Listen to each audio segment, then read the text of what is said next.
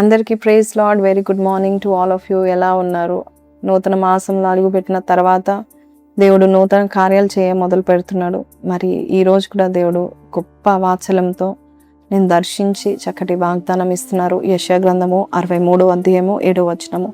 యెహోవా మనకు చేసిన వాటిని అన్నిటిని బట్టి యెహోవా కృపాతిశయమును యెహోవా స్తోత్రములను గానము చేతుము. తన వాత్సల్యమును బట్టి కృపా బాహుల్యమును బట్టి ఇశ్రాయేల్ యొక్క వంశస్థులకు ఆయన చూపిన మహా కనికరమును నేను ప్రకటన చేసేదను.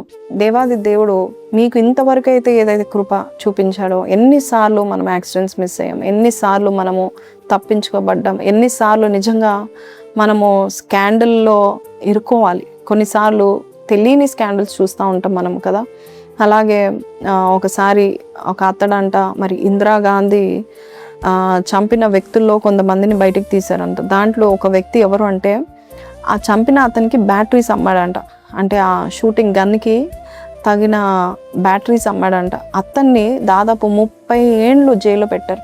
19 ఏళ్ళ వయసు గల అబ్బాయిని 30 ఏండ్లు జైల్లో పెట్టారంట. అసలు ఆయన ఎందుకు బ్యాటరీస్ వచ్చి కొనుక్కున్నాడో తెలీదు.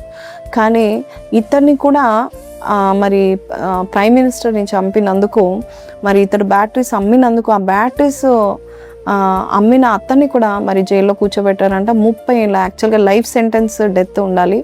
కానీ వారు ఆ 30 ఏండ్లు ఆయన పరిస్థితిని ఆయనను చూసి చాలా లేట్గా రిలీజ్ అయిందంట. ఆయనకి ఏమీ తెలియదని.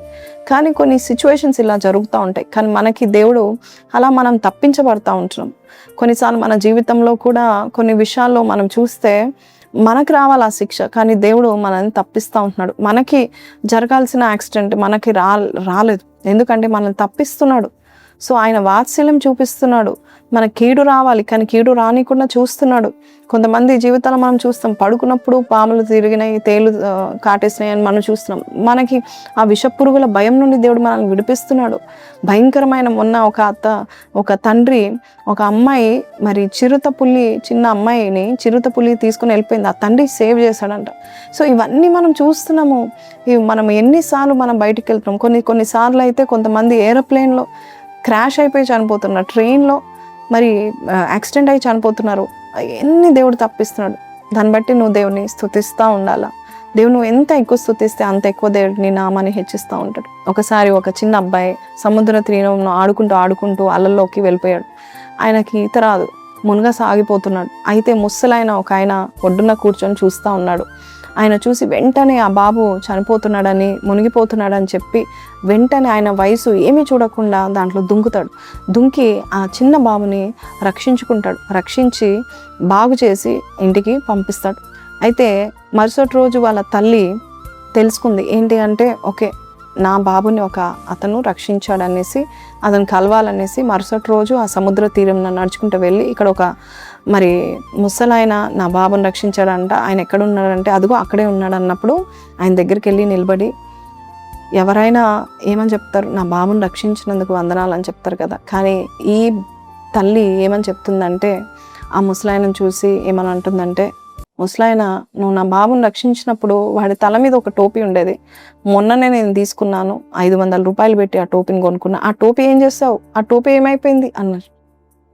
చూడండి ఎంత భయంకరమైన సిచ్యువేషన్లో మనుషులు ఉంటున్నారు. మనం కూడా అంతే, దేవుడు చేసిన దాన్ని మనం స్తుతులు చెల్లించట్లేదు కాదు కదా. అదేమైంది, 500 రూపాయలు పోయినందుకు, 500 రూపాయల టోపీ పోయినందుకు దేవుడు ఇచ్చిన విలువైనది మనం స్తుతులు చెల్లించట్లేదు.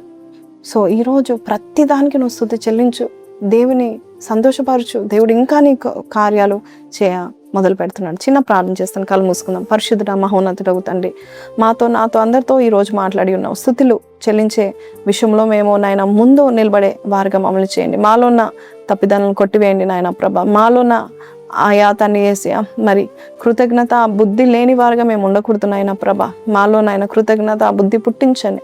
నీ కార్యాలు మా జీవితంలో నెరవేర్చి నడిపించమని యేసు పరిశుద్ధ నామములో అడిగి వేడుకొంచున్నాం తండ్రి, ఆమెన్. సో చూసారు కదండి.